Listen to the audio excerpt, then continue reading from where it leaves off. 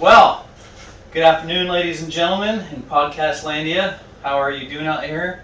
Hopefully well. This is David Simon, your host for the Paladin podcast, and I'm joined today with my co-host, Taz. Introduce yourself there, Taz. Hey, yeah, I'm Taz, and today you're going to be running us through the crime part of the report. Yeah, that's correct. Today I will be leading the charge. Mm-hmm. I will be the tip of the spear, as it were, for the crime portion of the report on race and ethnic disparities. This was the report that we've been talking about for the last couple of weeks. We've had several parts. Taz led you through the education last week, so if you haven't seen that, you're going to want to go back and dig into that. And then we had a few parts before that. So this episode, we are going to be focused solely on crime and ethnic disparities. Yeah.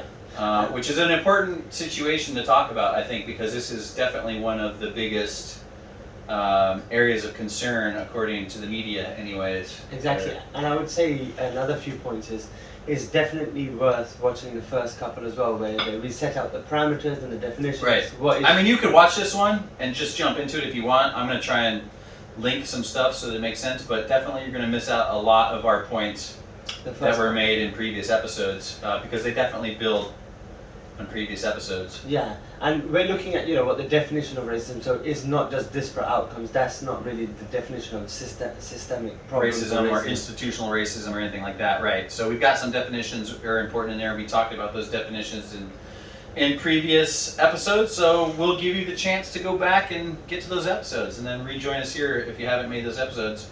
For everybody that has made those episodes, this is about the time where we take a sip of our drinks if we have them, and we talk about soft openings, like what we did for the weekend. So anything exciting? Things are slowly starting to open up in London. So right, we talked about that last week. That was nice. Yeah, and we've got some nice weather. Lockdown. There's Champions League football. Oh really? Yeah. Excellent. Football or soccer for all you Americans out there. I don't know anything about football other than it's like soccer in America and kicking a ball around, and I understand the fundamentals. I don't know much about the teams. I know there's like Manchester United versus there's some football clubs that have some heavy rivalries. So what's going on this weekend? So basically it's like, and they're back open, which is good. Yeah, I think it's going to be held in Portugal. So they've got 12,000 fans that are allowed into the stadium, which is nice. It's a good amount. FYI, Florida has been having no problems with COVID and has been having large gatherings at stadiums. Oh, we should look into the sports and other things. Yeah, I think it'd be worth looking at. I think we'll get canceled immediately. No, but not even the numbers getting started. I think we will do an episode on how. Because I don't know how Florida and Texas and other places did when it came to COVID. I think it'll be important. But keep in mind, obviously, just like how we're talking here with ethnic disparities and what disparity is and how it's not racism or systemic racism or institutional racism, but there are causal factors, and racism is not necessarily the causal factor. It could be, but it's not necessary. Same with COVID. These are warm areas, Florida as well as Texas, very warm areas. I know that it's the sun, UV light, and temperature was a factor when it came to COVID early on. I don't know if Fauci's flipped his mind on that and changed it around. It's hard to keep track with how many times he's changed his mind. So I think everybody has, because the virus itself was kind of changing in nature. Right. And the other thing I was saying, for example, as you said, many factors. One thing that people might not consider when you're looking at two populations, maybe even the age of the population is a big factor on exactly. that. So there's 101 things. We'll dig into how that. densely they're populated. There's just so many Hang factors. tight for our coronavirus special, which we will be doing in another couple of weeks. I think you'll enjoy that one. But back to the soccer. Let me just say, so 12,000 people. Talk to me, Goose. It's between Chelsea and Manchester City. Oh, that's a good rivalry right there, isn't it? Yeah, it's not bad. It's not like two clubs in England. So this is the European. Which one's the biggest rivalry? Well, this is a Champions League game, so technically it's the best of Europe. So we've got the two best teams in Europe. It's kind of like a knockout competition. The finals tomorrow. So it's probably the biggest. So it's prize one that we want to watch. Club football, yeah. It's the biggest prize in club football, I would say. Excellent. All right. Anything else exciting going on? By the time this comes out, somebody would have won this. Right. Yeah, definitely, because of all the technical difficulties we've had in trying to get these Man, I'll tell you, just in case you're listening out there in podcast land, you can't see us right now, but if you were to see our setup, you'd know why we're laughing right now. We got a mix match of, you know, Surface Pros and iMacs and iPhones and just, I mean, you know, USB-C wires and fire wires and all that. And just what a pain, right? Yeah. What a pain it is to produce a podcast when you've got different, you know, technologies. God, wouldn't it be nice if there was just a universal system and we were all on that. That may be a monopoly. Yeah, could be, or it could not be if if everybody had products that was based off the same system. But if only one company had all that power. No, but it wouldn't be one company. We'd split it up, right? So we'd make sure, just like we'd split up Facebook from having all the monopoly on social media spaces like Instagram and WhatsApp and. They brought a few of them together. Yeah. Anyways, all right, so without further ado, let us jump into what we're here to talk about today. And what we're here to talk about today is the policing section for the report. You know, a lot of interesting stuff in this report, a lot of interesting stuff, especially in policing. I think why I decided to take the policing tab, obviously, is I had the background and the experience. But also it's kind of near and dear to my heart, you know, having been a law enforcement official and having felt the scorn of people, you know, a lot of people who hated me just because of what I did. And then some experiences when I was no longer law enforcement, you know, with other law enforcement who abused me. And I was just stunned, you know. So having been abused by law enforcement and having been law enforcement, I think I have some unique perspectives to offer.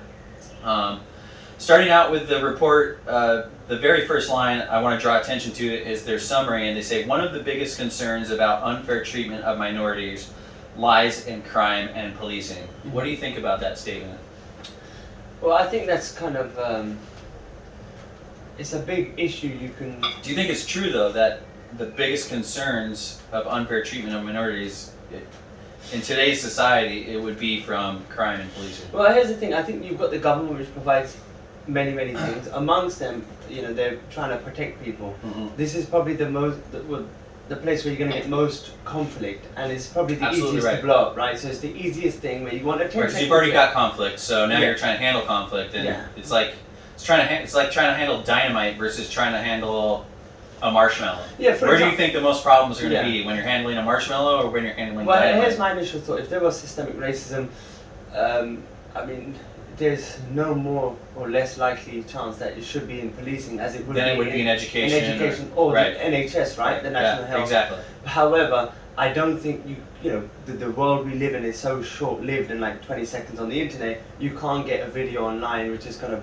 play to people's emotions and like stir them up. Right. And so we're going to talk about that, because that's a big factor in this line is stirring people's emotions up and obfuscating the truth, and that's a problem, okay? Because I am not here to tell you that there's no racism in policing. I believe there is.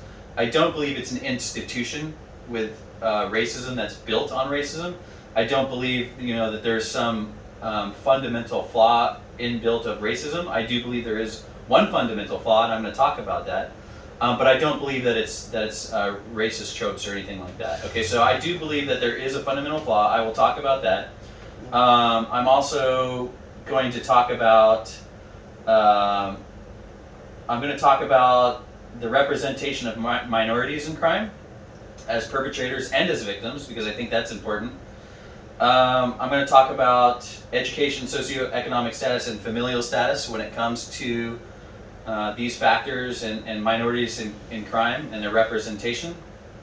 I'm also going to address hate crimes and gang activity because these are important things that you see often in the media. Not so much the gang activity, but the hate crimes, and kind of give you the realities of what those numbers look like and the importance of gang activity and how it plays into crimes in general, as well as the representation of ethnic minorities. And then we're going to talk about stop and search and the disparities there and dispel some myths, because I think that's a big one, right? I mean, we see a lot of that in the media, stop and search and it's unfair and this number and that number. And so we're going to dispel some myths there. And then finally, we're going to go over an essay that I wrote and that was on the failure of legal authority, coercive power-based policing. Okay, and I'll explain more of that when we get to that section. Want to thank you for joining us. This is going to be a long, chunky podcast, so settle in. We'll probably take a few breaks, so if you want to go get yourself a gin and tonic, we'll have that time for you to do that. And buckle up. Here we go. So, starting out first, we talked about the line of one of the biggest concerns about unfair treatment of minorities lies in crime and policing, or at least that's the perspective. Taz talked about why that could be. A lot of it is the media and how perceptions are. But one thing that it talks about in the summary right away is the data consistently highlights the overrepresentation of ethnic minorities, both as perpetrators and as victims. Mm-hmm. And that's important to understand, because when we get through this, you're going to see a trend that perpetrators oftentimes victimize people of their own race. Up to it's about 80 to 83% right now, generally, when it comes to violent crimes. And so you're going to see that when it talks about ethnic minority groups, both as perpetrators and victims, that stays pretty much within the race. So if it's a white person committing a crime, it's usually a white person that's a victim. 80% of the time, same with blacks, same with Asians, etc.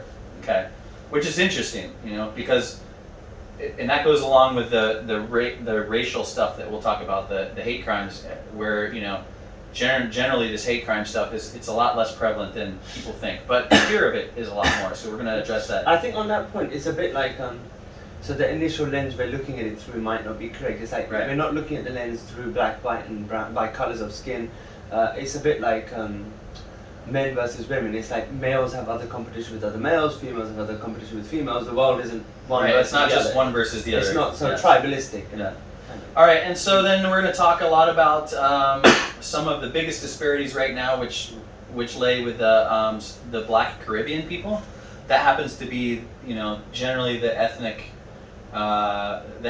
that has the most disparity across the regions, and that comes with crime, as far as violent crime, as well as drug crimes, as well as gang crimes. So when you say this disparity, you mean overrepresentation? Overrepresentation. So when I say overrepresentation, what I mean is that, say you have 100 people, and 80 of those 100 people are white, and 3 of those 100 people are black, maybe 6 of those 100 people are Asian. What you see when I'm talking about overrepresentation is you would expect that, when it comes to violent crime per se, let's pick that one out of the hat.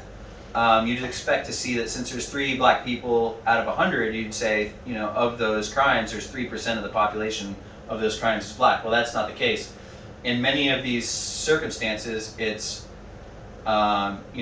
sometimes 1.5 times more or up to 3 times more likely, that it will be, and this is why it's mentioned specifically, Black Caribbean people, that they're overrepresented, meaning instead of 3 out of 100 people committing these crimes, it's 8 out of 100 people or 9 out of 100 people committing these crimes. So there's 3 times more based on that percentage. Is what that means. I just nice to mention that point, but I just said it's different from disparity, because we also have things the other way, which we've said and we're going to go into, where somebody might be 10% of the population, some group of people, ethnicity, and they may only be represented at 2%, so that would be a 5-fold underrepresentation. Right. Which is another disparity. So you have general population, right? General population, and then you have the population of crimes, right? And within that population of crimes, there's the distribution. So what we're saying is you would expect in that distribution for it to resemble the general population, but it doesn't. But that disparity is not, the causal factor is not race, okay? And that's what this report is saying. That they've analyzed the data and they go in and they look and they say, look, there are causal factors, but race is a secondary characteristic, okay? It just happens to be that this is the race that has more, but that's not because, police go looking for Black Caribbean people and say, hey, you're a criminal, let's put you behind bars. This is something we've talked about several times. Candace Owen talks about it, other people talk about. Primary drivers, not secondary characteristics. Focus on primary drivers, not secondary characteristics. Primary drivers being what? What you talked about earlier. Education, Culture, family. socioeconomic status, and familial status. So before we get too much further in, I want to say first and foremost to my audience out there, I'm a criminal investigator for roughly 4.5 years in my past life, and 3 years of which I was a accredited U.S. Army CID special agent. So I was responsible for investigating felony level crimes, basically is what that means, okay? The worst of the worst, your rapes, your hate crimes, drug crimes, economic crimes. So I definitely had a first-hand glance of what it looks like behind the scenes when it comes to this. And I had the opportunity to discover lessons of law enforcement firsthand, which is why I'm going through this. With that said, I wanted to say during my time as an LEO, that's a law enforcement officer, for anyone that's not familiar, that's an abbreviation, LEO. I noticed two archetypes, right? And this is going back to, what we talked about, the image of why people think, in law enforcement there's so much disparity, and that there's so much potential for racism, etc. Because there are two different archetypes of LEO, okay? The first one is the person who wants to do good and wants to help and make a difference, and so they go into law enforcement because they're a protector, they want to protect people. The second person is obviously, I don't know, I should probably not say this because the tiny Power hungry. The tiny self-esteem having people. Okay, yeah. Yeah, you like that? Yeah. Dances around that one. Very tiny, very small self-esteem. And, they want to have authority, right? Because it is authority. And this is what I talk about in my essay. It is legal authority and it's coercive power, okay? And so they've not, whatever reason, they've not had power, they've not had authority, they had, whatever. I'm not going to get into the psychological part of it, but with a gun and a badge comes a level of power. And so there are a small minority of people like that who they want that power and that authority. And so they inherently don't respect other people as much as they respect their own power and authority. And a lot of that creates problems with, animosity, hate, issues, and other things. And we're going to explore that in my essay. Yeah, What are your thoughts? I think that may not be a problem just of policing. I think that's probably a problem deeper than that of human nature. Where if you give somebody power, anybody power, you will have some people who abuse power, and inevitably power can be corruptive. Yeah. So you don't. And we can't judge the entire apple cart by just one or two apples. I think you'll get the same in any kind of profession. You would get some level of abusive doctors or power hungry doctors or power hungry teachers or power hungry lawyers and people who kind of. But I guess my point. So my point in bringing this up is because I think, I think there is room for improvement to help these more egotistical LEOs, but I'd say they're the exception to the rule. All right, like certainly there's room for law enforcement to improve, and I've got a few ideas, but they're the exception to the rule. So what this report talks about is exactly what I'm saying. Is that this seems to be one of the hot button issues, but it's really not what it's being made out by the mass media. And why is it perceived this way? Well, political posturing is one reason, and we talked about politicians, usually leftist politicians in a previous episode, using these figures to enhance their power base, to motivate their political base into action. But also, and this is an even more egregious offense because I feel like it's so easy to fix, is that they're just ignorant of the issues, or they're conflating the issues because they don't understand. And let me give you two examples. Okay, this is a powerful one right here, right? Sir Bernard Hogan Howe was the Metropolitan Police Chief. He basically made a statement in 2015 during an interview with the BBC where he said, "If other people think we are institutionally racist, then we are. It's no good me saying we're not and saying you must believe me. That would be nonsense if they would believe that." And I don't know how that makes you feel, but to me that's like, I'm like, wow, you are the police chief of the Metro. Like, you don't say things like that, okay? That's an absurd statement to make. You have just, he suggests that society as a whole was institutionally racist and that it was not a problem confined to the police by saying, I don't think people often understand what the term means.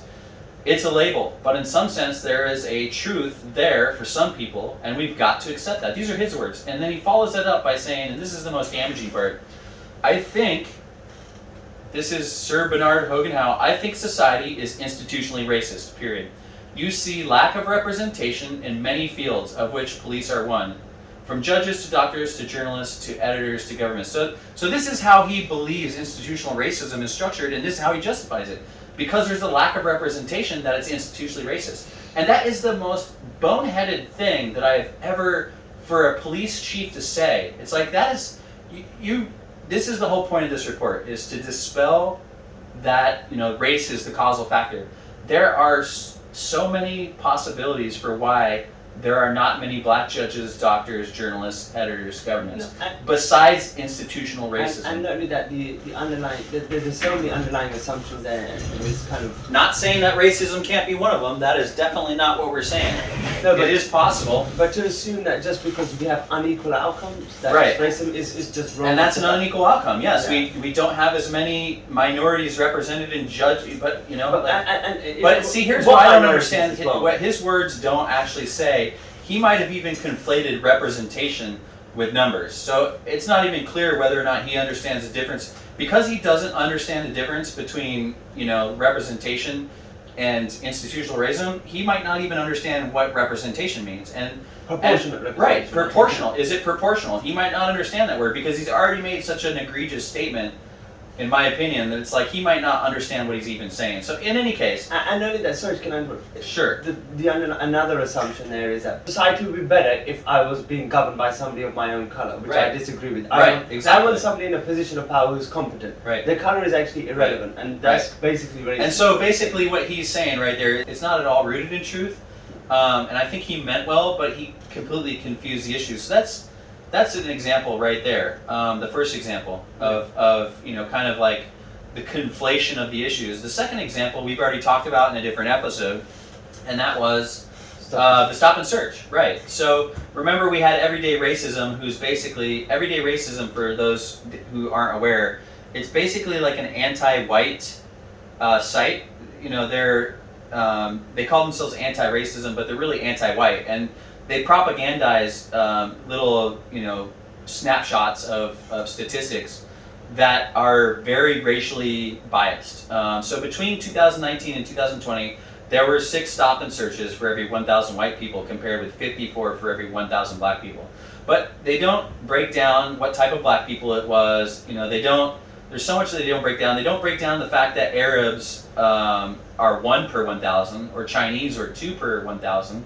Only that whites were 6 for every 1,000 and blacks were 54.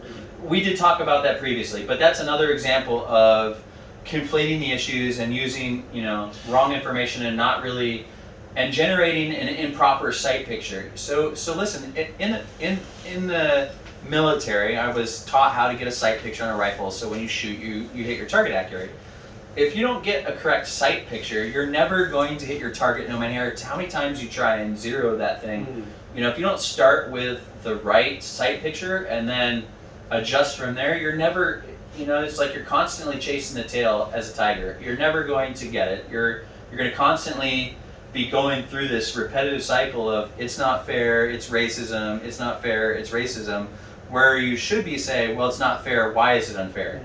Right? And then analyze the disparities and what causes the disparities. And as we said earlier, it's so easy for somebody to read that, to share it, to spread it, and feel like they're doing good without actually looking into it. And it's like a pat on the back, a virtue signal. Right, that perpetuates, and rather than reading something for spending hours and actually looking into things. And so this is in this report, it talks a lot about the facts, and it gives a lot of these facts. Some of them, are pretty, some of them are not, and that's just a matter of fact.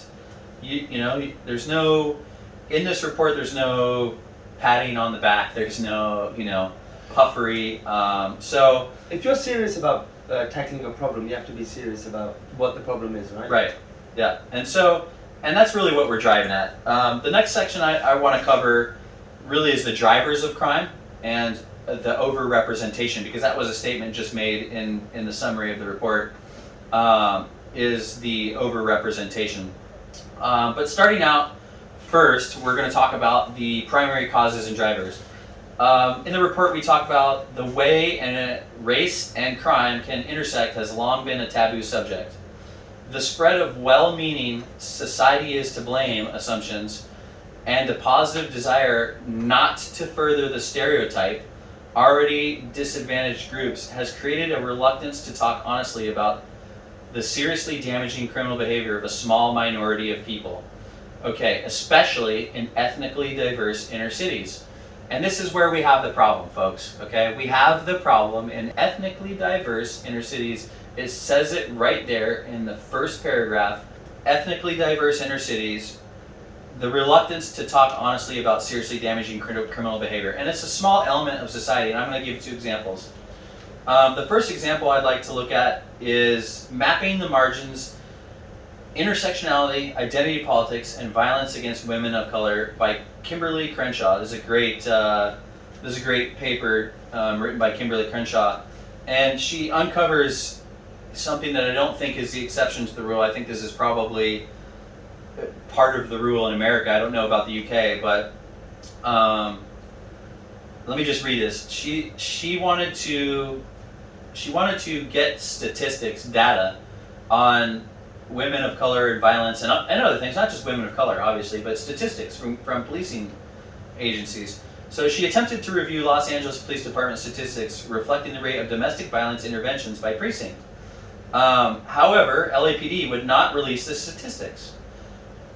A representative explained that one reason the statistics were not released was that domestic violence activists, both within and outside the department, feared that statistics reflecting the extent of domestic violence in minority communities might be selectively interpreted and publicized so as to undermine long-term efforts to force the department to address domestic violence as a serious problem. So what they're saying is it's not as serious as a problem as they're making it out to be, but they didn't want to release those statistics because if it were to actually show that prevalence, then people would be like, oh, it's not even that big of a deal. Well, no, it is a big deal. Mm-hmm. Look, like any level of violence, any level of harm, any crime, it is a big deal. But this, and I want to jump back real quick to the report because this report talks about it, is that crime has gone down generally. Let me see the figures.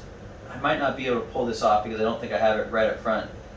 But it talks about the crime and how it's generally gone down substantially over time. That it's not gone up. And in any case, you know, that's what she uncovered when she was looking into this, is that they didn't want to release that because they were afraid that it would jeopardize, you know, their efforts. She was told the activists were worried that the statistics might permit opponents to dismiss domestic violence as a minority problem and therefore not deserving of aggressive action. Okay? But the thing is, so if you're covering up the truth, who do you actually want to help? This is why we're talking about it here. Okay, this is why this report makes that statement right there in the beginning. It says, look, you know, we gotta, when it talks about primary causes of drivers and crime, it says the spread and well-meaning society is to blame assumptions and positive desire not to further stereotypes. So this falls under that, right? They have a positive desire, and it's all about your intentions paving the path to hell, right? Exactly. That's a saying, it's a cliche saying for a reason, but this is wise because people, they mean well, right? They mean well.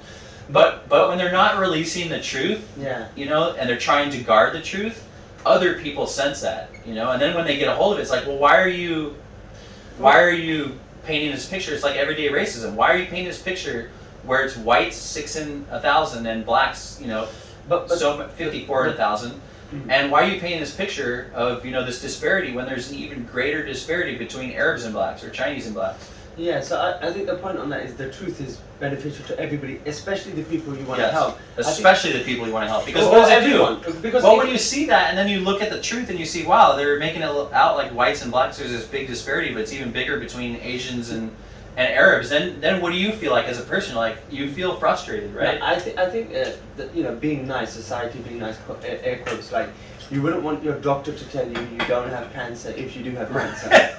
Yeah.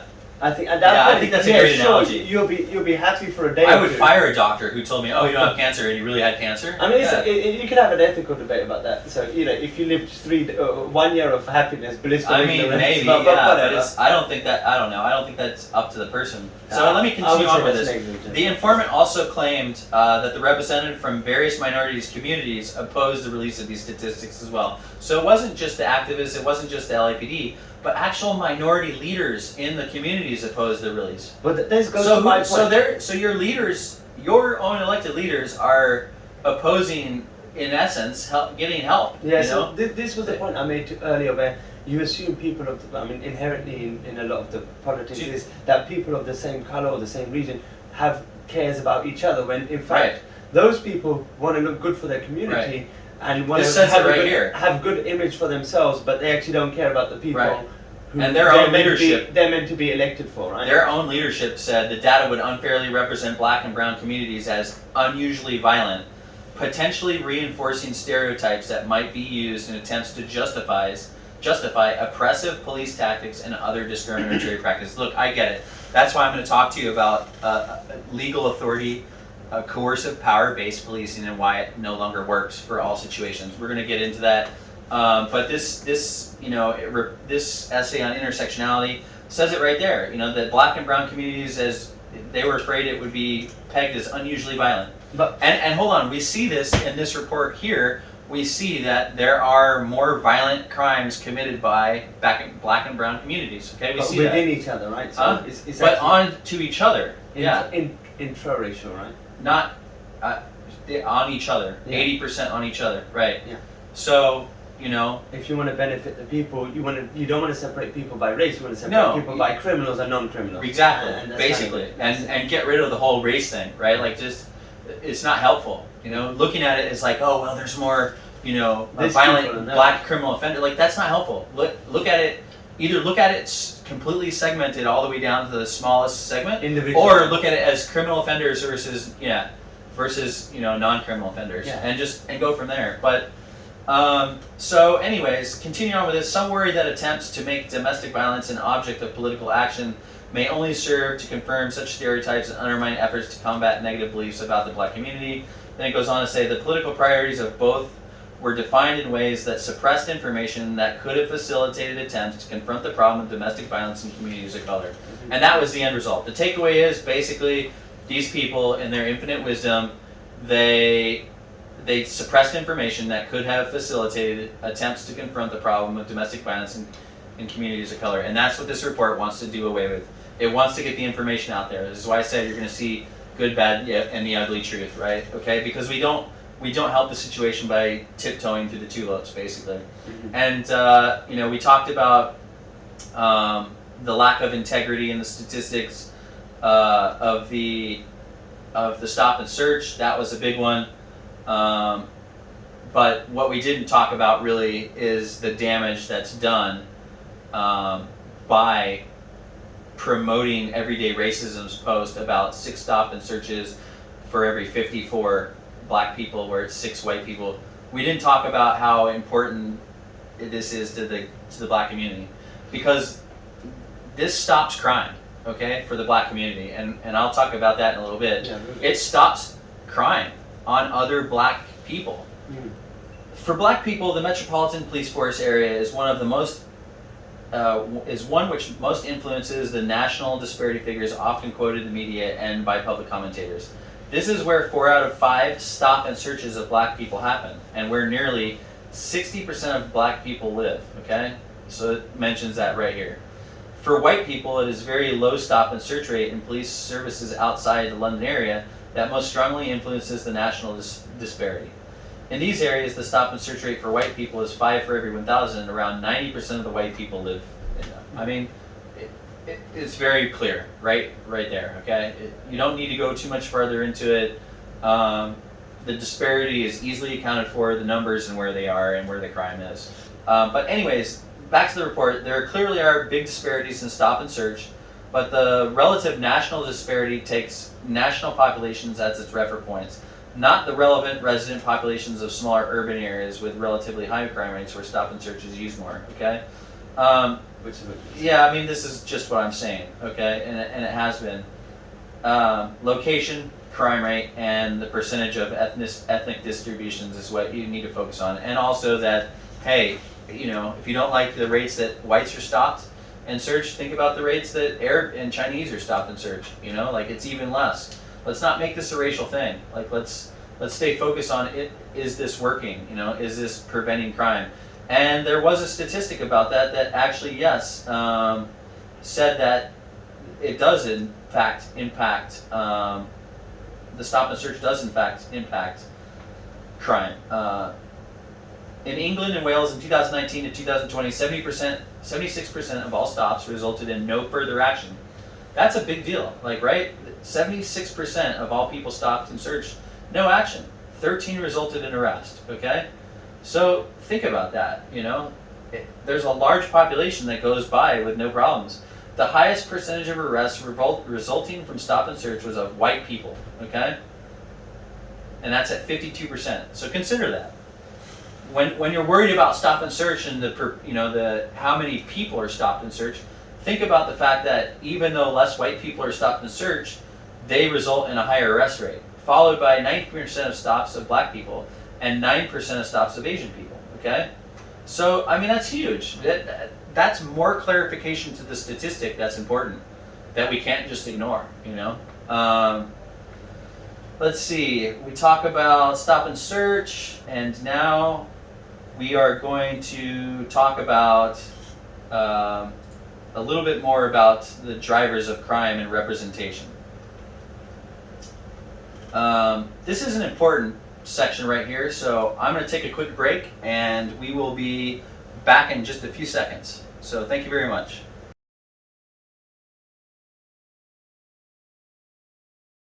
All right, welcome back everyone. Thank you for rejoining us. We're going to wrap up with a little bit more about the drivers of crime and overrepresentation. And I'm kind of stemming off from that to go in different directions. So I've already talked about stop and search, and from drivers of crime and overrepresentation, we're going to talk about hate crime, drug crime, and gang activity. We've already talked about a little bit about, touched on gang activity and a little touch on drug crime. We're going to get into that a little bit more. Getting back to drivers of crime and overrepresentation, you know, I really want to draw attention. I think the next thing that's important to draw attention to is the figure 14, which is a figure that shows, in essence, the 2011 census in the population, and then it shows violence against persons, sexual offenses, robbery, theft offenses, drug offenses, possession of weapons, and other offenses. And then it shows the representation of each. And what you should know is there's an overrepresentation of black people when it comes to robbery, drug offenses, and possession of weapons, as well as some slight on other offenses. But most of it's made up of robbery, drug offenses, and possession of weapons. I would have really liked to see the report break these down even further, because I think there's some more intel that you can glean from this. And we talked about, you know, that report when it came to Kimberly, was it Crenshaw? I think it was Kimberly Crenshaw, where, you know, she talked about, look, not wanting to paint a picture of black and brown communities as more violent. And we got to stop thinking about it as, oh, black and brown communities are more violent because they have an overrepresentation of robbery, drug offenses, possession of weapons, etc. Like, we got to stop thinking about that. It's going to be criminals. Yeah, it's got to be. Look, we just got to look at it as that there's criminals, okay, and here's where they are, and disregard this idea that it's, you know, race driven, because it's not, okay. And this will be touched upon when it comes to the gang related activity. It's not. It's based on, you know, your family status, your how much money, socioeconomic status, and education. And the biggest one, I think, is probably family status. I think that's the most significant. So yeah, we're going to look back at this and research into the fairness in the representation of this situation, the overrepresentation of blacks in robbery and drug offenses and possession of weapons. We see that, but then when we look at the research into fairness of juries, and we look into conviction rates, it paints a different picture, right? And that is that generally speaking, whites are 4.6% more likely over the median to be convicted when proceeded against. So when they proceed against people, there's a total of people proceeded against, and then I went and broke it down by how many were found guilty, and then I gave it a guilty percent. So the median rate of people that were found guilty when proceeded against was 78.7%. Okay? For whites, that is 83.3%. Okay? So if they're proceeded against, they are 4.6% more likely to be convicted, whereas black people, they are actually 0.6% less likely than the median rate. There's not like systemic.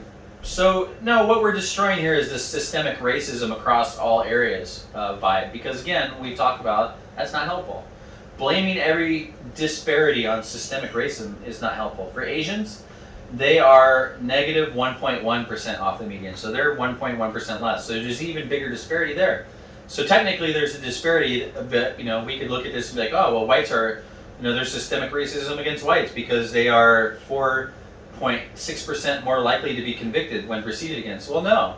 There's any number of reasons why that could be possible, and I'm not here to say what that reason is. I'm just saying that it's absurd to say that the only reason is because of racism. Okay? So that's something, again, that we need to look at and consider. There are many reasons for the disproportionate number of ethnic minority people involved in violent crimes as both victims and perpetrators, but the disparity casts a significant shadow over black life and also contributes to negative stereotypes of young black men. I get it. Look, I get it. That's why Kimberly Crenshaw tried to get those statistics, and it was held back because of activists and black and brown community leaders. I get it. Okay, you guys. That is not helping, okay? This is not helping, all right? Forget about stereotypes. Let's just figure out what the disparity is, what the causal factors are, and go fix that, okay? So with that said, I want to jump over to hate crime because that's something that has been receiving some press as of late, hate crimes on Asians especially. And, keep this from being about race, all right? Let's keep this from being about race. But let's just understand where the population breakdown is when it comes to 86% white people in the 2011 census, and 8% Asian and 3% black, okay? There is an overrepresentation of black people here again when it comes to hate crime, all right?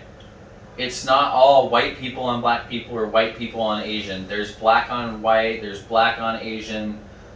Hate crime is a problem, but it's not as big as a problem as everyone makes it out to be. Is that perpetrators?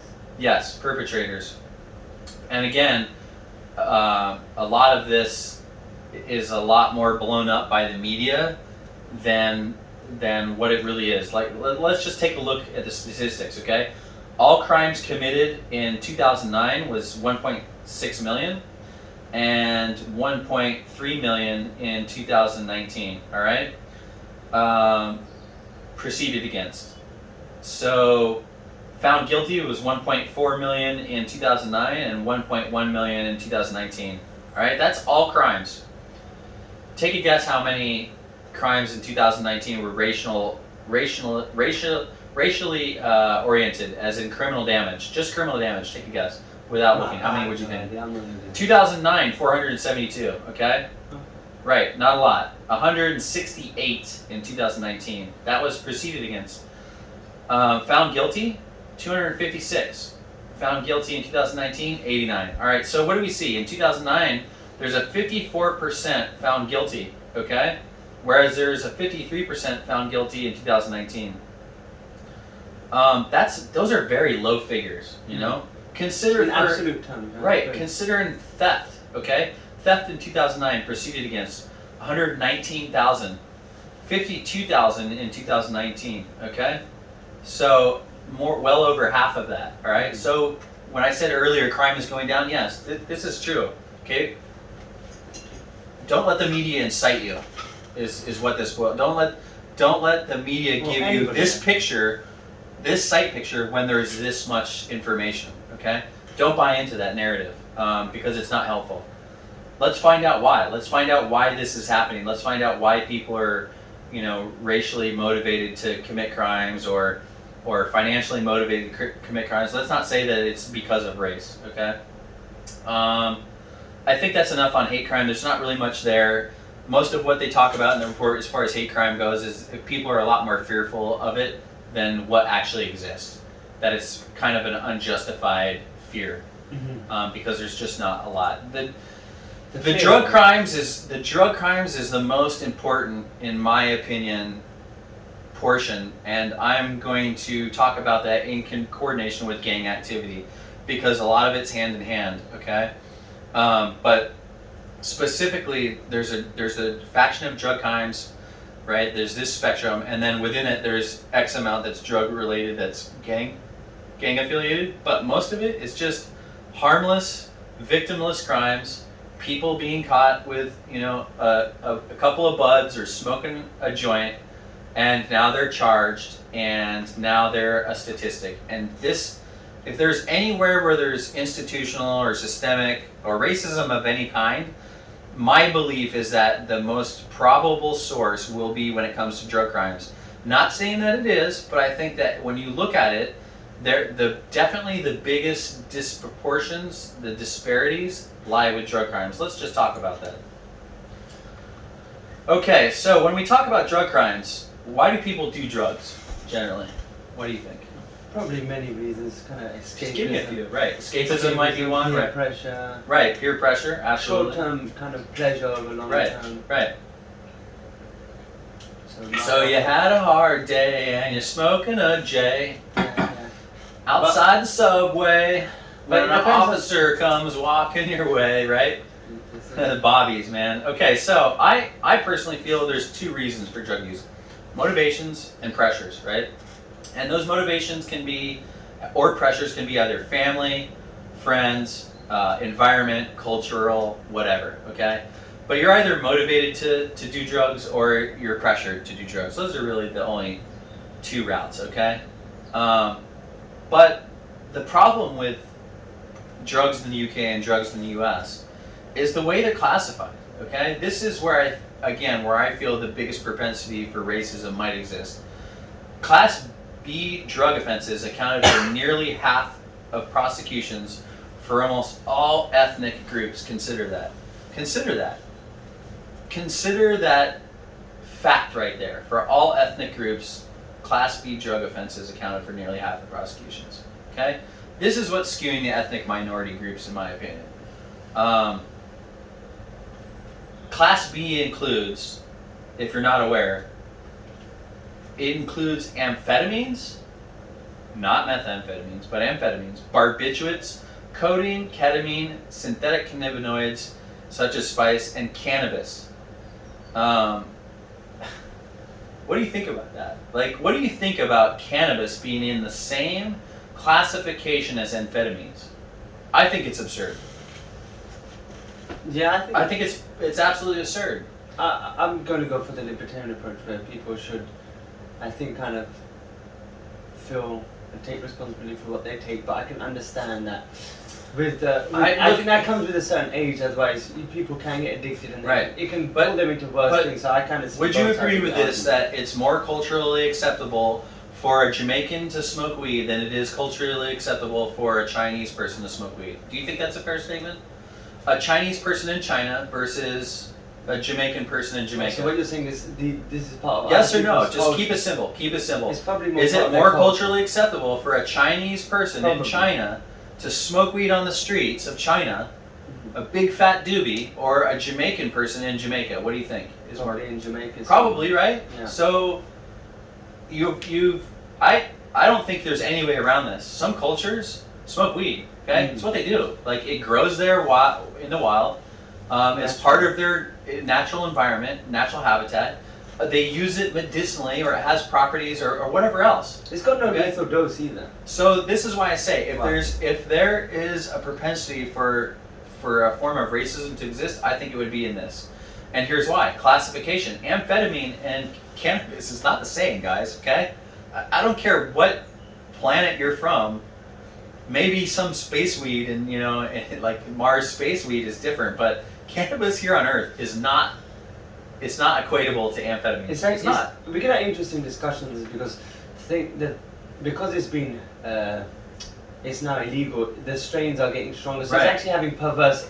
Yeah, but listen, man, no one's ever. Hold on, it creates more problems, right? No one It's has having perverse effects. wrong. No one has ever OD'd from strong weed. Never in the history of mankind. No, that's what I'm saying. So Yeah, by putting those barriers there, sometimes you create more problems than you do solutions. Right? I just don't understand. In general.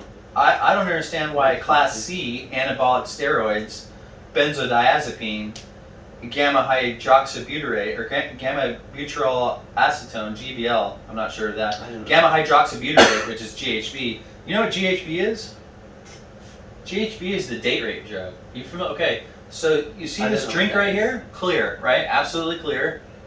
You put GHB in that, you'll never know. You won't taste it. You won't smell it. You won't. You have no idea. But just a couple of drops of GHB in this drink would be enough to intoxify someone to the point where they will have no recollection of what you do to them. They can't provide any level of resistance.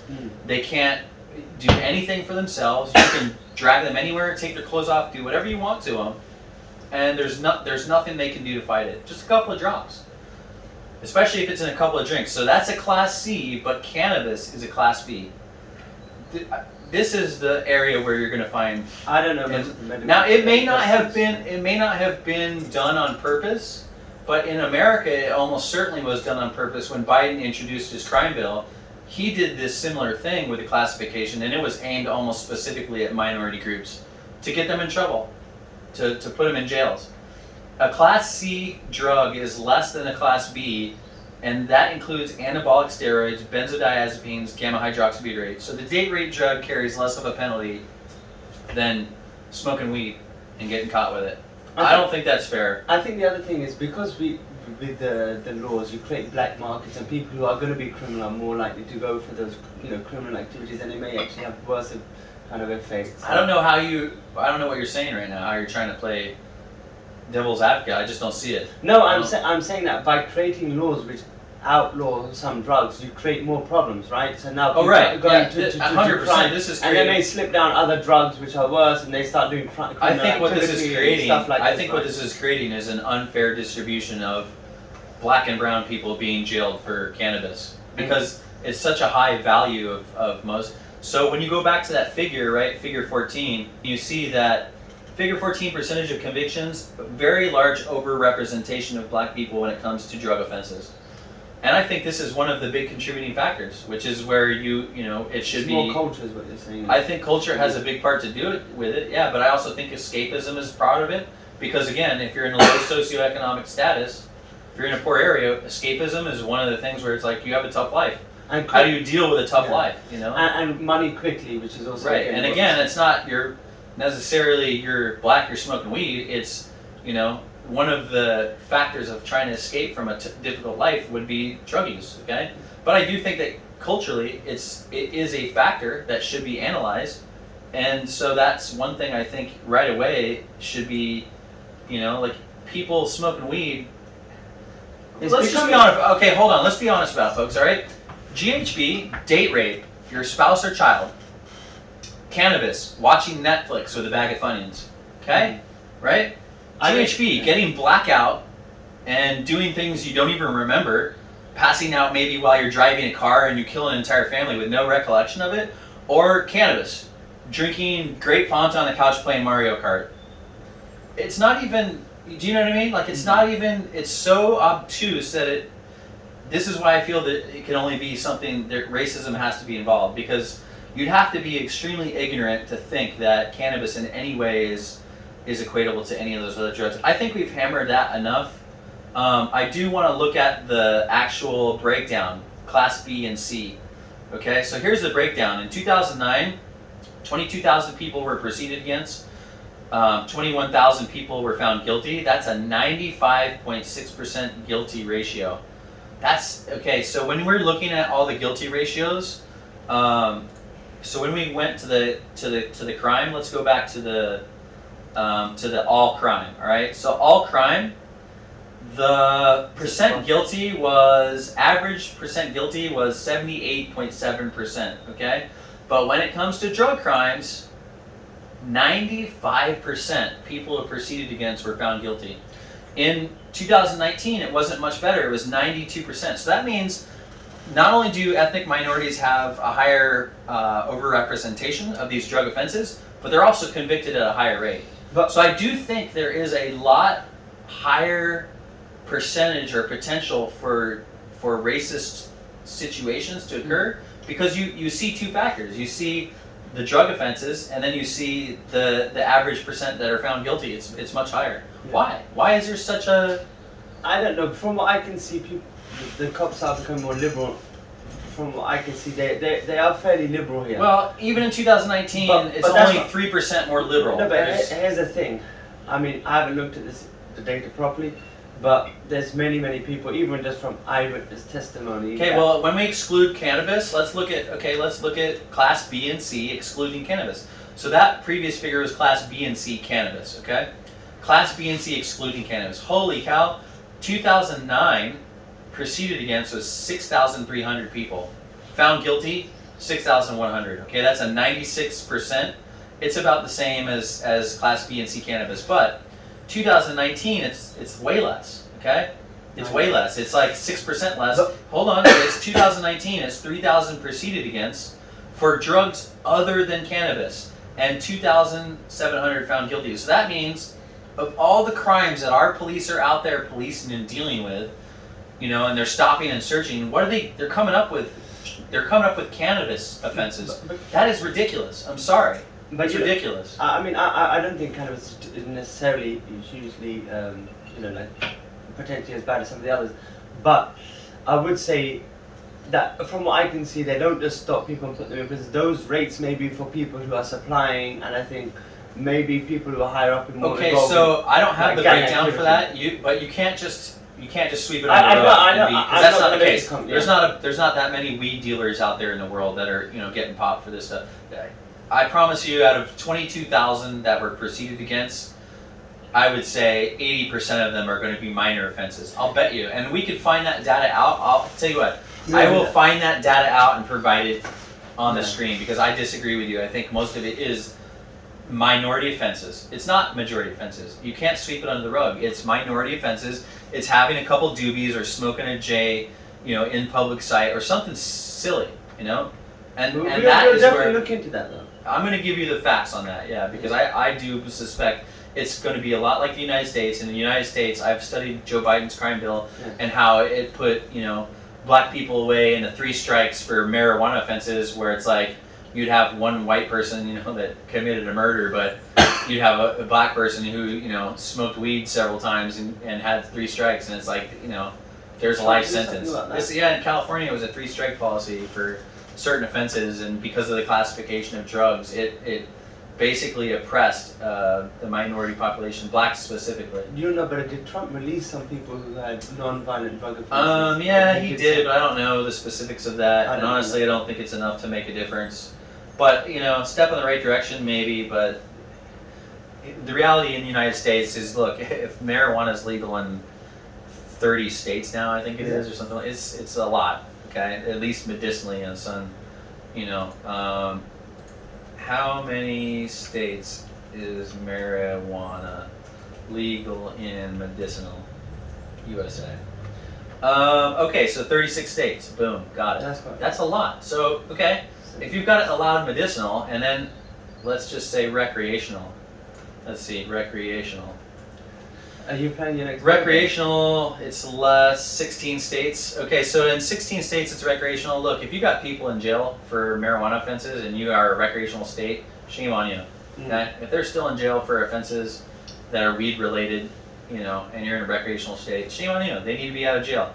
Okay, I never agreed with it in the first place. I think it was silly. And I do think that is one area that is affecting minorities. I think we've looked into that enough, so I don't want to harp on it too much more. I think, it is what it is. I think that's the one area we need to look at. But let's move on into gang activity, because I think that's another big one, and it's also part of the drug activity. This report looked at understanding youth involvement in serious gang activity. Poverty does not entirely explain why this type of violent crime has hit certain communities so disproportionately.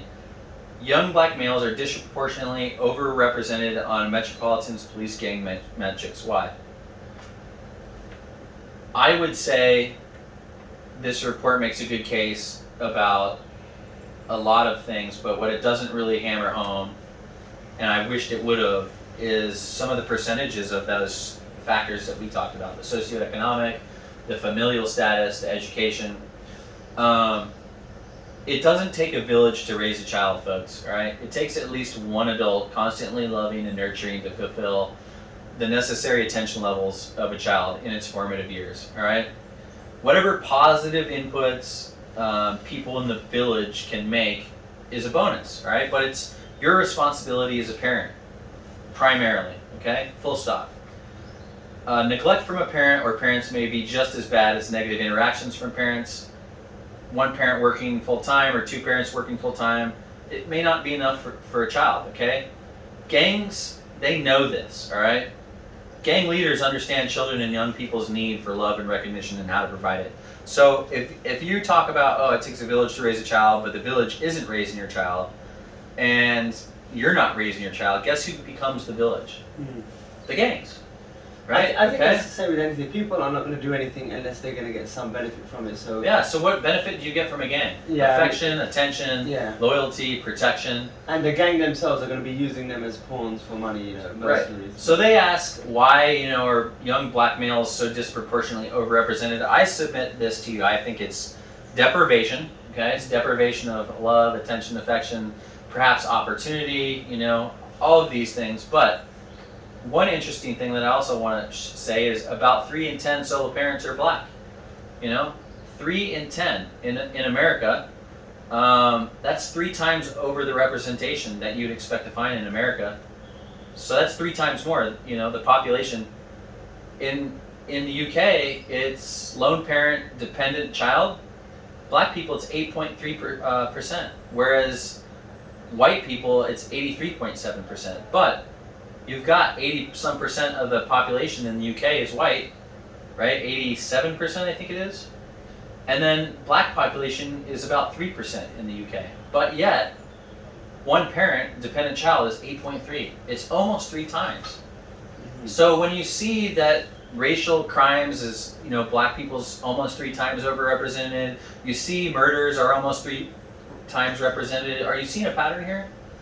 You see that, again, lone parent, dependent child, so single mothers, single fathers, generally single mothers, raising the child, that is 3 times more percentage-wise for the black communities. So, to me, it's not an obvious stretch of the imagination to say it's not based on race, okay? It's not because they're black that they're a lone parent with a dependent child, no. But that is a factor, and I do believe it's one of the greatest factors affecting crime and also gang affiliation, like being part of a gang. Look, you don't have anyone at home taking care of you. Maybe your schools, if the education system can't be that community. They're for a few hours a day, And so I'm glad you said that, because this is a very important point to any family member out there listening. Whether you're a single parent or you're come from 2-parent background, whatever it is, you got to understand, if a gang gives your child 3 hours a day attention every day, and you only give your child 5 minutes a day, who do you think's winning? Mm-hmm. It's obvious, right? Like, if they're spending 3 to 4 hours a day with a gang, and you're only giving them 5 to 10 minutes after work, or 5 minutes in the morning when you get ready, and then 20, 30 minutes at home, maybe you do an hour's worth of homework, maybe you got an hour, hour and a half, right? Attention economy. Right, yeah, attention economy. Thank you very much. So, that's something I think that when you're looking at the gang portion or any of the other portions when it comes to crime, we need to take seriously. We need to look more at the aspect of family status. Yeah, but I was going to say, so I think this is something everybody can agree with. I think when people are being brought up, the best way you can help, this is like I don't think anybody would disagree with this, that having good, loving parents is what every kid kind of needs. Right. So we want to lower that. So I think sometimes the question gets kind of, we need to assume that other people don't want starving children, and for example, so don't think of people as enemy. This is something everybody should agree with. So how are we going to lower the number of children who are not getting enough resources? Right. Maybe it's encouraging people to stay together, you know, kind of that it's their responsibility for their children, and as well as having some state influences in kind of exceptional circumstances. Right. Deprivation is one thing we can overcome. You know, if you've got deprivation of community activities and, you know, strong community involvement, fix that. You know. Yeah, but if you got deprivation of educational activities for children, fix that. No, what I think I'm trying to say is, if we provide people, for example, with a safety net, which is a nice idea, we don't want them people to be kind of abusing that safety net and. What do you mean? So if you, I mean, we've got to be careful, for example, single parents, to make sure the children have enough resources. Right. But by providing those, we don't want to pervert the incentives where it's beneficial to people. To be single parents, yeah. Exactly. I don't think, here's the thing, when I think it comes to, I don't think that's the cart in front of the horse. I don't think that people are incentivized to exit a relationship because of benefits. I don't know anyone that's like, I'm going to get out of this relationship that's healthy because, you know, the state's going to provide benefits. No, but I think I know a lot of people who lack like they kind of go around doing what they like, and they don't. Okay, but we're talking about something completely different that has to deal with the morals of people, and that's an entirely different episode, because when it comes to morality, that's a big factor that plays into this, I think, report, but it's not really mentioned, and that is, obviously, when you're spending time with your children, it should be morally responsible time, right? Mm-hmm. Like, if you're beating them, then spend less time doing that, right? So we don't want you to spend more negative time with your children. We want you to spend more positive time. But just I think just being cautious. I know some people, I've heard some stories, in fact, interacted with a few people who kind of, they didn't understand some of those principles, and I don't think it's because they want to not, you know, neglect their children necessarily, but they're kind of not thinking things through. Right. So, okay. yeah. Fair enough. I think we've harped enough on gang activity. We've talked about drug crimes. We've talked about hate crime. Stop and search, we've nailed that. Is it your essay time? I think it's time for the essay. Yeah, exciting. Should we take a quick break, or should we just power through?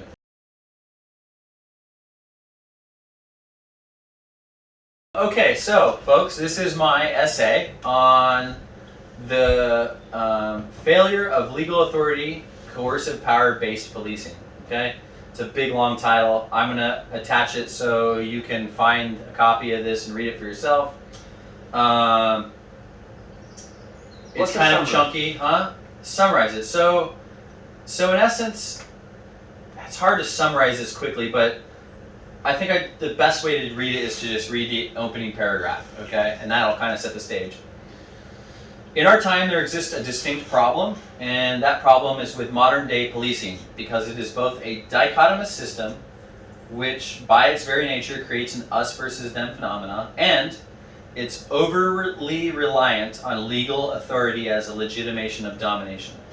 So Max Weber's theories on legitimations of domination basically is, he believes that there are ways to legitimate domination of other human beings, okay? And when you form an organized society, he believes it's just a fact that you have to dominate society and members of it. There has to be a hierarchical organization and structure, and there has to be power of the top echelons down on the lower echelons.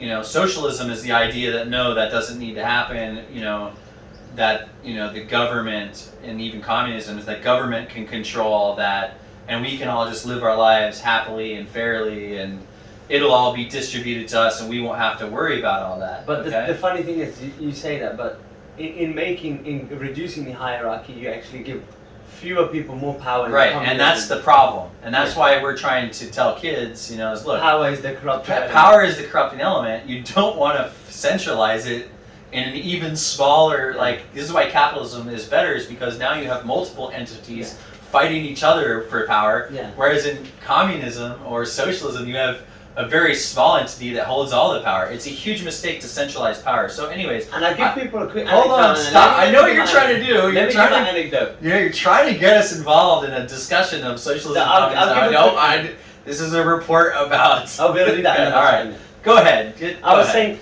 I think people in everyday life can see that. If they had a parent or somebody once they were like, getting to, 17, 18, 19, 20, who said, listen, for your own good, I can control your life and your money and your wealth. They may have your best interests, better than the government, definitely. Right. But even then, you wouldn't trust your parents to do that. I mean, not many people I know who get to that age want to live their life, I think a better way to get this to the youth is to be like, look, when you have one parent and they tell you no, it's a no.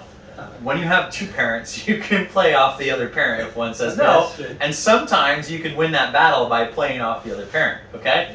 That's a clear example of the distribution of power, where you've got two powerful entities and you can play them off of each other. Okay, but anyways, so the idea of legitimation of domination by Max Weber, basically he states that, there's a few ways to do this, okay? So he has a few theories. And basically, one of them is the authority that's legal authority, and the other one is charismatic authority, and the other is basically like time standing or traditional authority. And I'll explain those real quick. So the first one is legal authority, and that is based on a system of rules that is applied administratively or judiciously in accordance with known principles, okay? Generally you have elected officials, voting, all that other stuff, right? We basically have that in the USA, right? The other is traditional authority, and that's based on a system in which authority is legitimate because it has always existed. So that would be like the monarchy, right? Divine right, or all that stuff. So that's a traditional, but it's also backed with legal authority nowadays, right? You guys have the monarchy and the parliament and all that. So now kind of legal authority backs up the traditional authority. But you also have something called charismatic authority, and that's a little bit different. And it might be hard to explain to a lot of people, but if you've ever met like a celebrity or you've ever been in contact with a real leader, some of them have what is called star power or charismatic power, right? And when you're around them, just their vibe, their energy makes you want to do things, makes you want to comply, makes you want to go have a drink, makes you want to do all these other things, right? But it's based on the charisma of the leader, who shows that he or she possesses the right to lead by virtue. Whether by magical powers, prophecies, heroism, etc. Like all those they're hard to quantify qualities, okay? Is it like prophets, I guess? Prophets could have it, Mother Teresa could have it, charismatic powers anywhere where there's no real legal or traditional authority. I guess what a lot of But celebrities... you want to follow them anyway. Some CEOs have it, etc. Like Elon Musk might have it. Maybe. I don't know. I've never met the guy.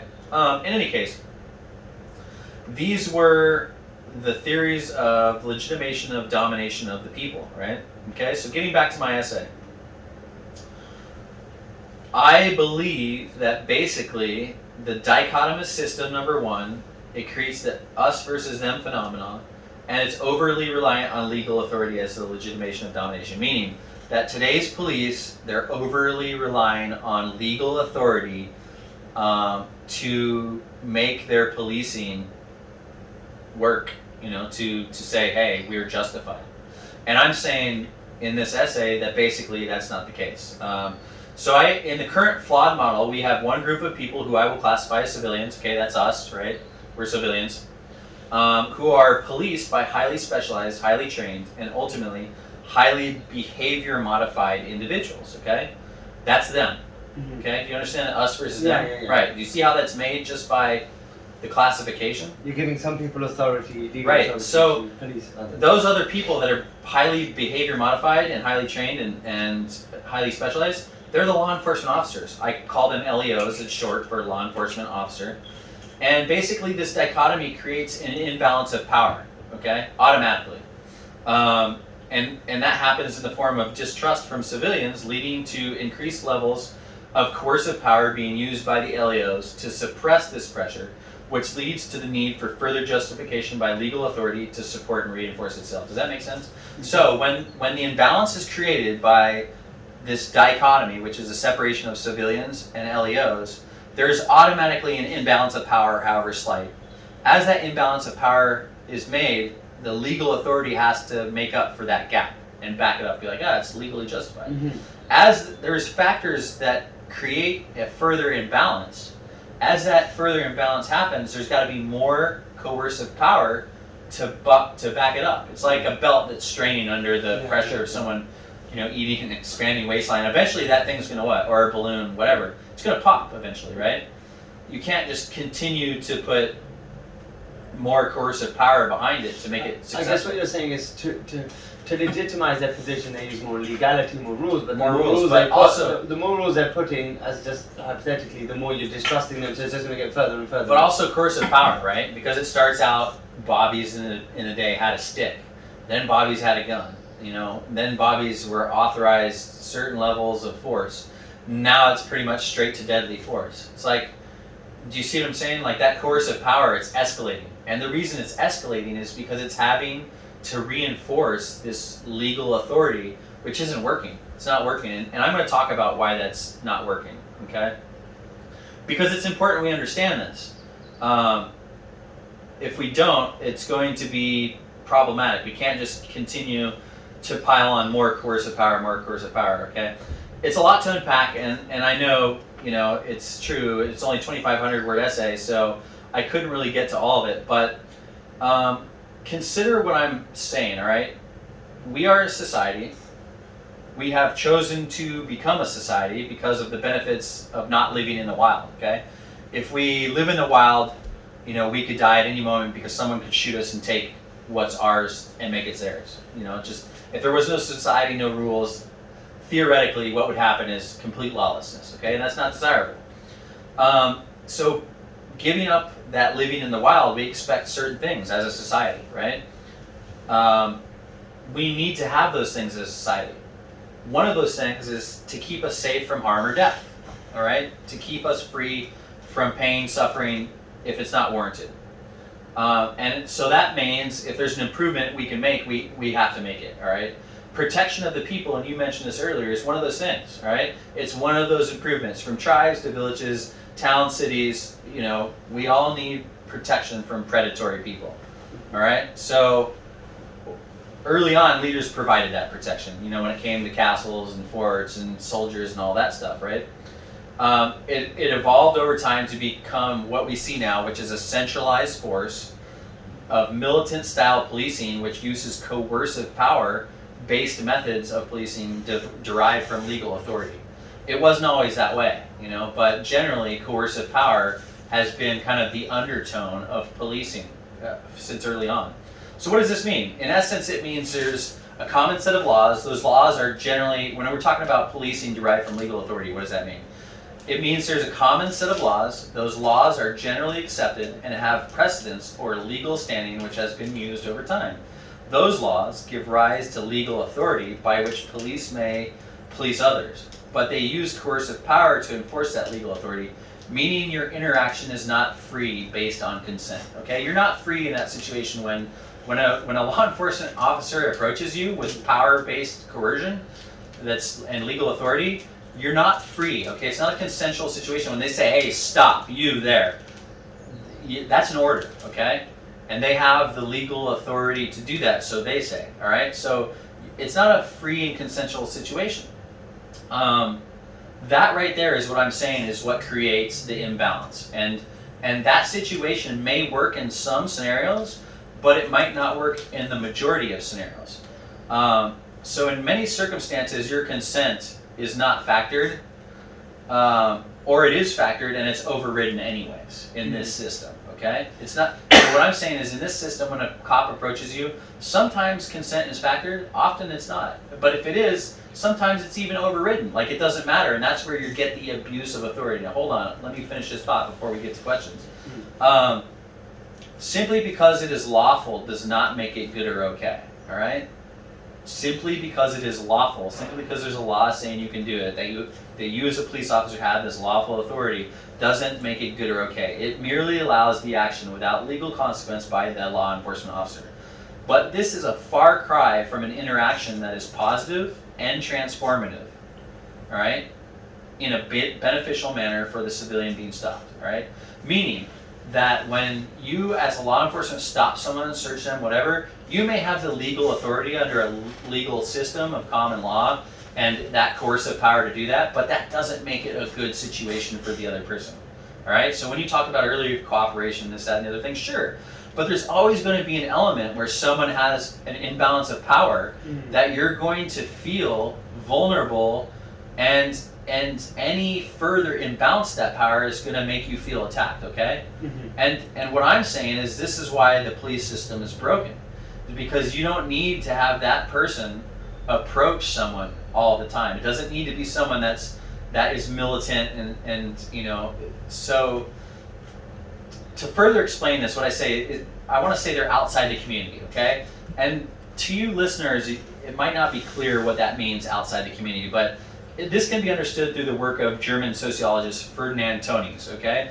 Whose work on Gemeinschaft and Gesellschaft, or community versus society, is very, very important to understand this. And when I say that these militant police, you know, that are highly trained, highly specialized, they're outside of the community. Okay, they're a part of society, yes, but they're not in your community. They're not part of community. Okay, community doesn't look like that. They are the outliers, and to approach people within the communal sphere when you're an outsider is always going to invite this hostility. Right, exactly.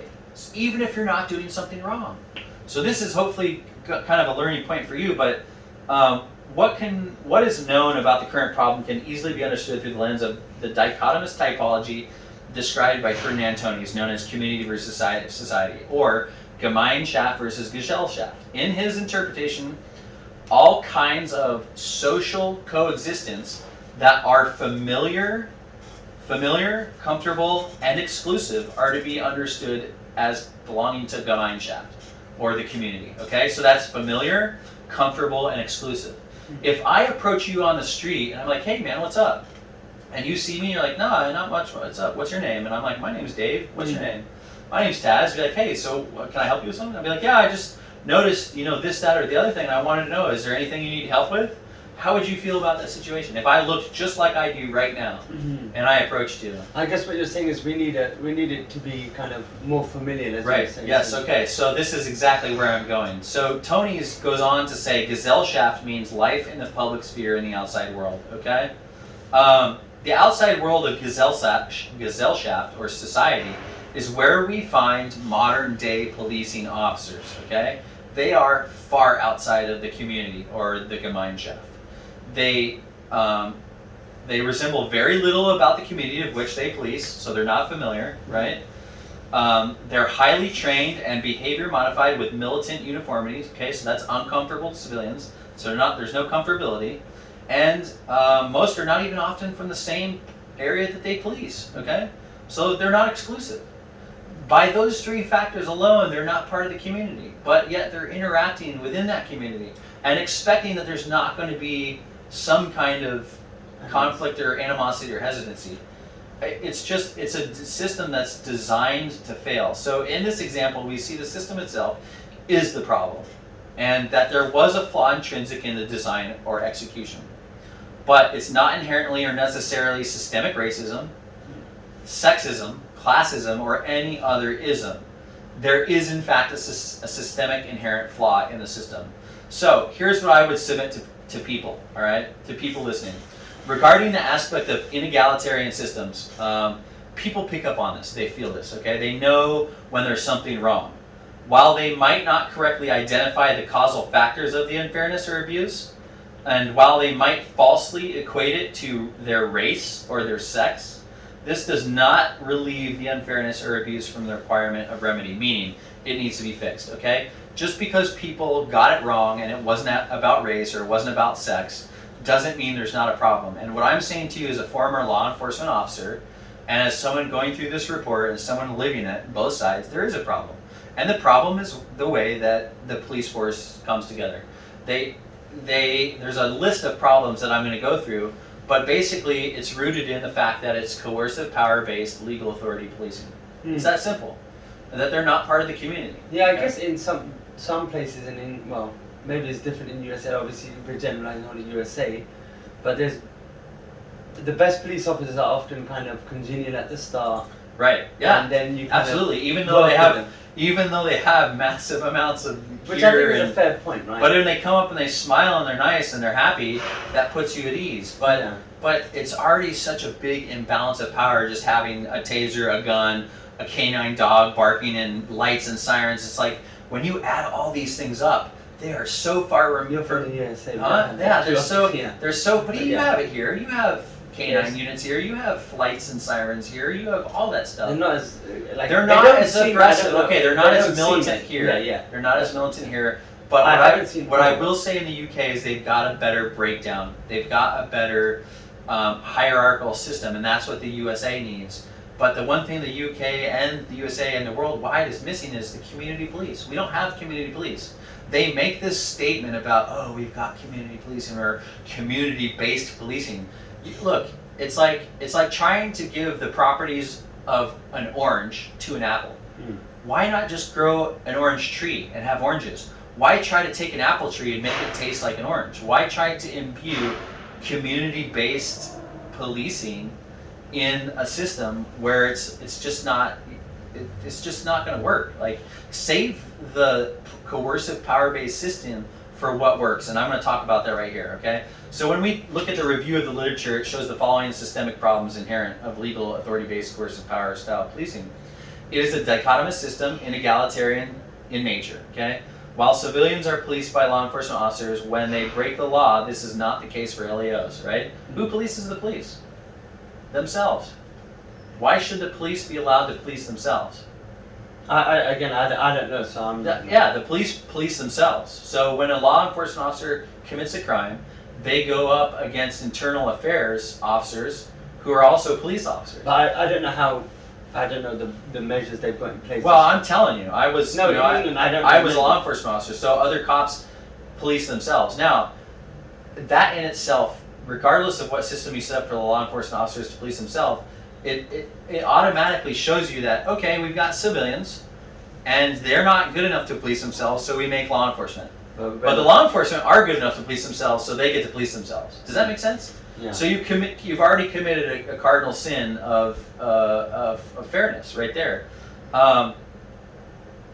It's a fundamental flaw in our current system, and is a general notion that holds in particular for policing, where this is a quote basically I'm going to give you, is that is a general notion in democratic governance that is undesirable that any public agency investigate itself. This holds particularly for policing because police have the authority to intervene directly in citizens' lives, to deprive them of their freedom, and even to take their lives to fatal force. Okay, that's from Punch 2009, and that's a glaring hypocrisy.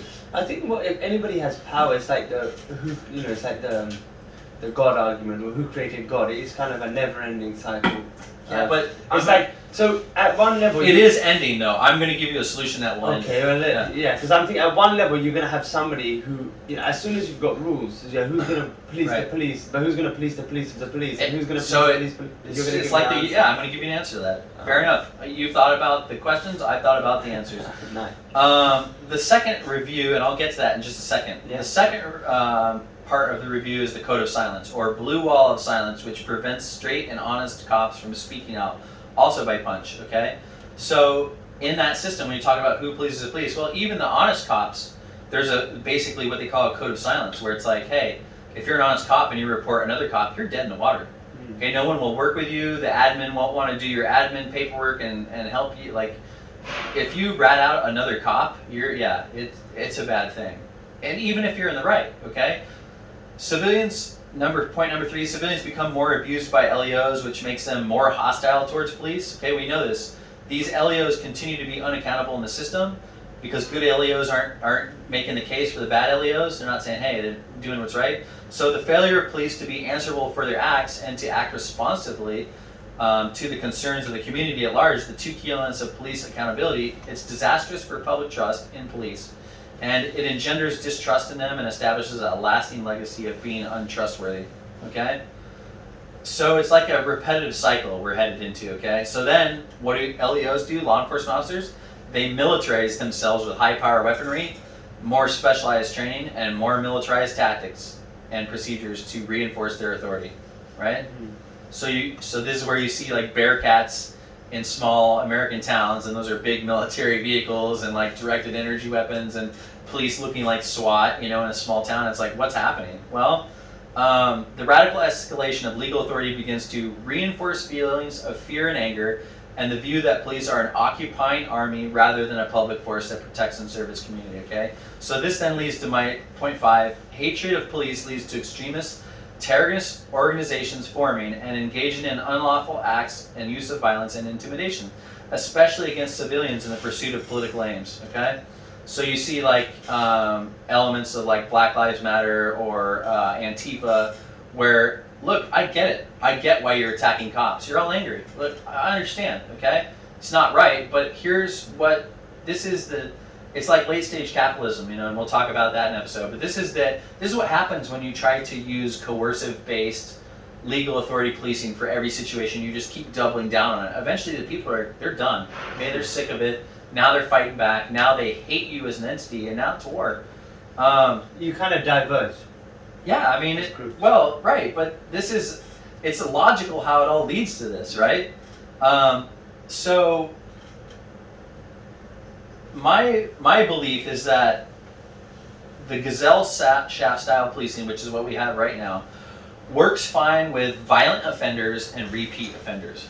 Okay, so if you're a violent offender or you're a repeat offender, this militant style policing is for you, right? It's not for the average guy on the street where you stop them and talk to them for a stop and search. It shouldn't be that. It's not where you see an argument between two people on the street. It's not where there's an argument between husband and wife or boyfriend, girlfriend, whatever. It's gazelle shaft style policing.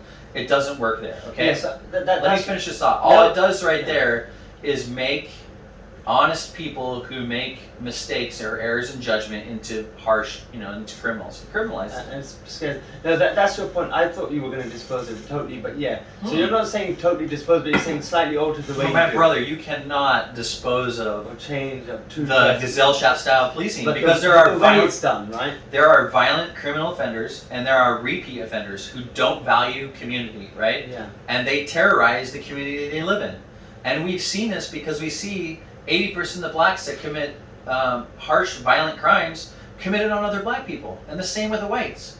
So it's in their community that their community. So what I'm saying is these people, they're not part of their community. They are predators who are preying on their community, and those people deserve gazelle shaft style policing. But there's another part of the community who are actually part of the community who make mistakes, who need a mineshaft style of policing, which means rehabilitation. Which means they have someone like you and me walking with a sash around their neck that says Gemeinschaft or says Victoria Ranger, or says any number of things, Stewards. Community police, community steward, community whatever, and we're either volunteer or paid. We get no weapons, and we don't have to be involved. We're only there to witness and watch. And if we feel safe enough to involve ourselves to ask questions, we can involve ourselves to ask questions and ask people if they need help, if they're all right, and work through situations. Because generally, in those situations where there's a bar fight or whatever else, it doesn't need a SWAT officer rolling up, right? Someone like you or me could easily talk through this, and this is the point. So preventative measures, I guess. It's more than preventative measures, it's community policing is what I call it, okay? And this is something that they have already going in Notting Hill, as well as I think a few other areas. And they have it out at Burning Man. It's called the Black Rock Rangers. And what it is it's a group of volunteers that come from the community, and they police their own. So they're like uncles. What is it? Uncles? I guess. So basically, we get to go to Burning Man, and we work a certain number of hours, and when there's problems, we are generally the first to respond anywhere because there's more of us. If the police need to be called in because there's a criminal offense that's occurred, then we will call it in. But generally speaking, we have the autonomy and the ability to work through any situation where, like a violent criminal offense has, like, so say if it's a rape, sexual assault, or like a knife attack or something like that, even if the person who's been attacked says, I don't want to make a report, doesn't matter to us, okay? Because it's a violent act, we have to refer it to law enforcement. But say if it's someone that punched another person because they got mad, and then both of them made up, hugged it out, we saw the whole thing, and they're like, both are like, no, we don't want to report it. We don't report it. Yeah. Say if someone stole something from someone else, but then they ended up giving it back, or anything else. If they don't want to report it, we don't report it. So very similar to basically, I think you have this in events, right? If you have an event running, right. So the same thing. You have stewards who go around who kind of just, checking everything's all right, and right. It's not so us versus them. They kind of, you could talk to them, and you can talk to them, and they can help counsel you if you're having problems, if you're high out of your mind. You have that at festivals. Yeah, if you're high out of your mind and you need to talk to someone because you're paranoid and freaking out, there's a certain particular type of this person that handles specifically. They're called green dots. They're trained for that kind of stuff. Yeah. So what I'm saying is, in this situation, they are community police. They're from Gemeinschaft. They are part of the community. They don't carry weapons. They don't have the authority to detain you. Every point of this has to be consensual. If you go up to a group that's arguing and yelling at each other and say, hey, can I intervene and help? And they say, get, bent, you have to get bent. You don't have to leave, but you can't interfere anymore. You can just sit there. Now, if they start taking swings, you can kind of step in if you want. That's up to you. It's got to be consensual, and you can kind of block and make sure. But again, that's putting yourself at risk. And the whole idea is that because you're a community police, you shouldn't put yourself at risk because you don't have weapons. You're not, trained in hand-to-hand. You're not having uses of force. Does that make sense? Yeah, I think we have similar things here, community police, and I think the positives are the people who are not kind of, as you said, very violent. And when they see those people, they kind of respect them. They're probably less likely to do small stuff. But the harder ones, you probably still need. Of all of our stuff that we resolved, we referred a very low number of things to the police, because we worked through so much of it as rangers in Burning Man, Black Rock Rangers. I mean, it's amazing how much you can solve when you just talk to people and be like, look, I don't have the authority to do anything about this, but the rules are such, and now you know the rules. I'm asking you to fix the situation, and when we come back, if it's fixed, great, party on. If it's not, I'm going to ask you again, and if you refuse, then I'm going to call law enforcement. Yeah. But you're not, you're not going to continue to get away with it. Like, this is kind of a warning, and I want to make sure that you understand the process, the procedure, the rules, and I will help you, fix whatever situation you need fixing. But it's not just going to be, if you don't want to do it, okay. No, the next step is we involve actual law enforcement. And then you're going to be introduced to legal authority, coercive power-based policing. Does that make sense? I think, initial contact with somebody who seems to be on their side. Basically. Right, yeah, absolutely. And so that's really what this essay is about. Think of this, as I close this section down, think of this as community police are kind of like the ultimate good Samaritan, right? Mm-hmm. So they're on shift within their community. They have no authority, but they never work alone. They're always in buddy pairs, and they're the ultimate good Samaritans. They go around seeing what they can do to help people. Maybe like the religious leaders of old. Maybe, I don't know. But it's, I think it has a good undertone to it. And a lot of people would argue, oh, safety, this, that. And look, they're never without radios, okay? And they're always in a buddy pair. So if there's any time a situation might not feel safe, they exit it, and they call for help on the radio, and the radio gets the police there ASAP, Or at Burning Man, when we did this, when we would get a call to go somewhere, the law enforcement were already notified, okay? Because they would monitor our traffic. So they would know we're en route to solve a situation, and they would be close by in case they needed to be. Does that make sense? So it's not like you're going into a situation where there's a bank robbery as a community police steward, and you're going to try and talk them down. Not at all, You get the situation, you get the information, you respond, police are aware, you try to handle it, and then if you can't handle it and it needs to be turned over to the authorities, you do so. Nice. Right. So, I think in the report it talks a little bit about that, but it doesn't talk about it in the way I did. It tries to maintain in the report that, hey, look, we can still do this based on a legal authority, coercive power-based platform. No, you can't. I promise you can't. That's why, you've had hundreds of years to do this, and it's just getting worse. You can't do it. So when it came to George Floyd, I promise you, if this would have been a Gemeinschaft style community policing, it would have been a completely different scenario. This is a perfect example of where that would have worked. He wasn't violent, not at that time. Was he a violent criminal? That can be debated. He did have a history of violent criminal offenses.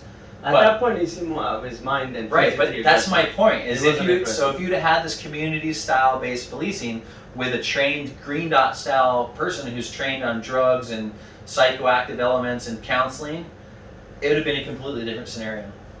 Whether it was right or wrong to propagandize it through the media and all that other stuff, look, let's not get into that in the closing, but let's just say if this community style policing had existed in response, that situation could have gone better. 100%, it would have, because they would have been the first responders.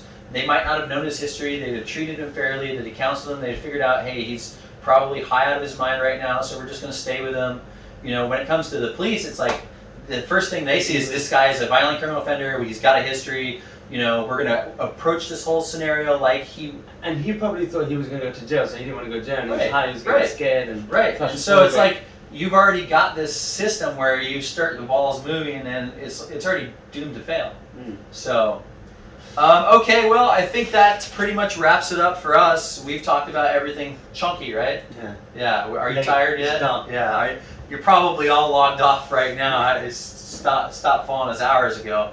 Maybe we'll break this up into 2 chunks to keep you motivated and listening. Listen, if you followed us all the way up until now, I appreciate it. I definitely am thankful for your attention. I hope this has been helpful for you. Hopefully you've found some things to latch onto and learn about. I encourage you to get to the report itself and go read it. It's available on the internet. You just go download it. Once again, it's the reports. And it's the Commission on Race and Ethnic Disparities. An incredible commission put it together of incredible, knowledgeable people. Worth the read. We might do one more wrap-up episode, but I think probably we're going to call it. To be determined. We'll see how we feel after we go back and review all the footage, see if there's any huge gaps that we might want to cover. That might be something like employment or some other things, but we don't want to cover them. Yeah, I mean, we don't really want to continue harping on it because it's more of the same. Disparities exist. We know that there are disparities that relate to ethnicity. We know that it's multifactorial. Right? It's multifactorial, right? So we know that it's clearly white. And this is the whole way across the spectrum. Is that white people are pretty much in the middle, okay? And if there's any large discrepancies, it's truly between the Asians and Black Caribbeans or Arabs and Black. And in particular, when you say Asians, because you're an American, we're talking about basically Chinese, basically. Yeah, Chinese, is the biggest factor, and then other Asian races are the next. So the biggest group out of the Asians is the Chinese, and then it's all other Asians. Basically. Yeah, they're kind of ahead. So again, we just want to say that because it's like, look, systemic racism, if it's all about white people keeping black people down, they're doing a terrible job. Because there's much bigger discrepancies between Chinese and Black Caribbeans as well as Arabic people and Black Caribbeans. So let's not let people focus your attention on what's going on just between white people and black people. Let's look at the entire spectrum.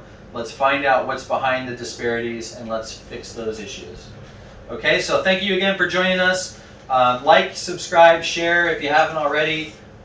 Shoot us some questions, please. We'd love to have your questions.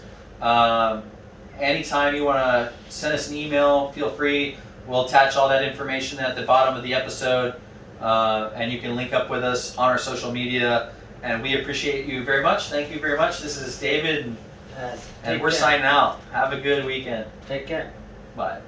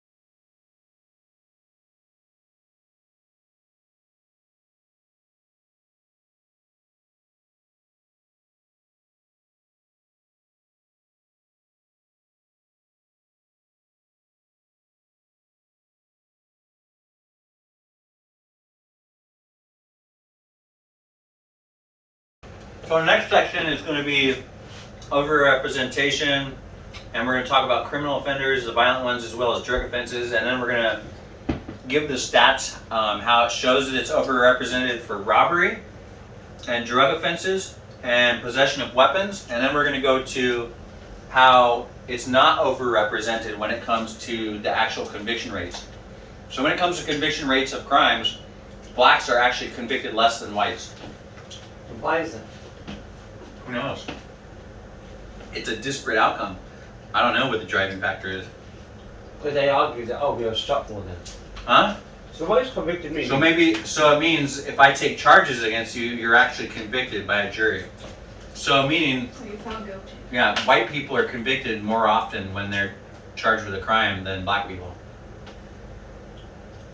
No, The whole point is if you wanted to argue, oh, well, this is institutional racism, you could be like, well, it's institutionally racist that more white people are convicted when they go to trial, you know, and black people get off, like, or it could be that maybe the evidence wasn't that good against the black people and that's why they got off, you know, like, it's looking at it from a negative way versus looking at it from a positive way. Exactly my point. So I just think what we said, just good and bad and what's best for society. Right. Because we can play those games all day. We can, and we'll just play them and play them and play them, and it doesn't. Keep fighting. Right. And that's ridiculous.